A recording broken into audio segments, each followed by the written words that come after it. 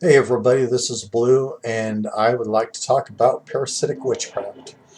This is also known as being a psychic vampire, but there's even more. And so I want to talk about the success and the failures that I've had working on this concept of witchcraft. First of all, put up your defenses.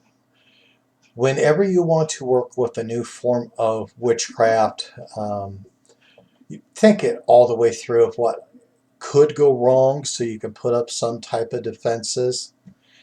I didn't, and I kind of paid the price for it for a while, and it sucks.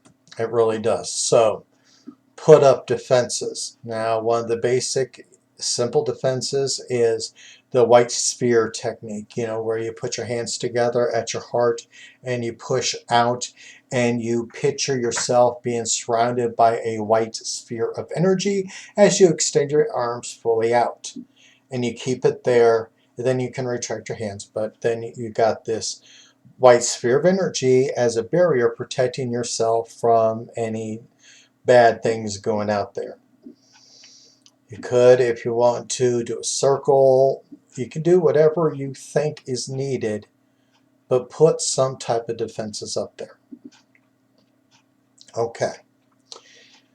So I have been wanting for a long time develop the ability to absorb energy from other people. I wanted to become a psychic vampire, but more. I believe in survival, and so I was thinking if I could develop the ability to absorb excess energies from other people, to empower myself, to keep myself going, get creative, and all that, that could go into other areas. Because if you can absorb somebody's creative energy, somebody's healing energies, you can get knowledge and all that. Okay, I'm using being a parasitic witch, being a psychic vampire as a starting grounds for being able to interact with people on a higher and higher level. Okay, so I wanted to develop the psychic vampire, the ability to draw mental energies from other people.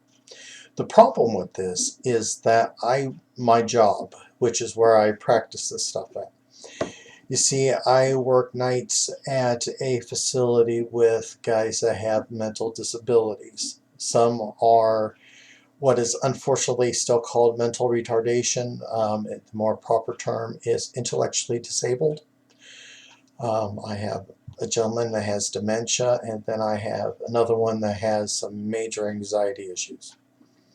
But anyway, so I sat in my chair and I was trying to figure out how I'm going to do this.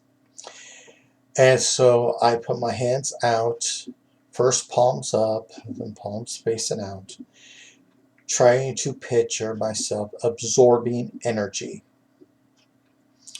And unfortunately, it worked. I absorbed energy. The problem is the four guys that I take care of, their mental energy is altered. It's, I hate to say the terms, but it's not normal. And so I developed some of their traits. I have my dementia patient. I helped him out greatly.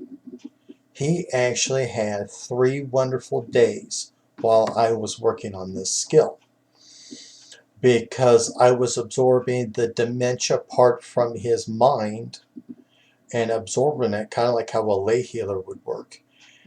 And so I was taking all the bad things out of his mind, and he had 3 wonderful days. I mean, there was no arguments. He was able to direct, help. He had 3 wonderful days. It was actually fun working with him. But I developed those traits. I became unfocused. I sat in front of the computer and I could not get shit done. I was also angry. I wasn't violent, and luckily my client that I work with, he's not a violent person. But I was kind of angry, aggressive. I just was like a fuck the world type shit. And I realized that that was him. And so I had to develop my defenses. As I said earlier, I did the white sphere technique and all that, and I talked to some friends and all that, and everything is pretty much back to normal now. But it is possible to be a parasitic witch, which means you take energies from others without any regard to their well-being. Now I wanted to do more because I have family that is not in the greatest of shape. And so I wanted to, take care of family. And so in an emergency situation, if one of my family members was ill or worse, I was thinking that I would want the ability to take and find somebody that's healthy and try to absorb their healing energies. Kind of like a reverse Reiki. Absorb it and send it to that family member. Take away their health to feed and take care of somebody else is basically what I wanted to do. So with what I learned on the mental level, don't do it. There's a lot of people out there that have small illnesses that they don't know about. There are people that are undiagnosed with cancer and such. And so do not try to do parasitic witchcraft to take healing energies away from anybody. Because if you do not know how to filter it, if you do not know how to put up the defenses for it, you will absorb that. And so you can get yourself very sick. And then if you try to take this bad energy and redirect it towards somebody that is already ill, you can actually make the situation worse. So be very, very careful if you're going to try parasitic witchcraft. And you can do that. That was the other part. It's a little bit embarrassing here, but I'm going to be honest with you. The guys that I take care with, I give them their medications and all. That's part of taking care of them. And some of the guys have to take fiber and all that because it just messes up their whole body. And so there was some times where I was just kind of like, everything's great. Then my stomach did that little twinge, and it's just the, okay, got to run to the bathroom and all that. And I never had that problem.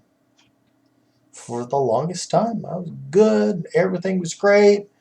And then all of a sudden, when I was doing this, that was one of the other indicators that something was wrong. And so please be very, very careful if you do any type of parasitic witchcraft. Thank you. Take care. Be at peace.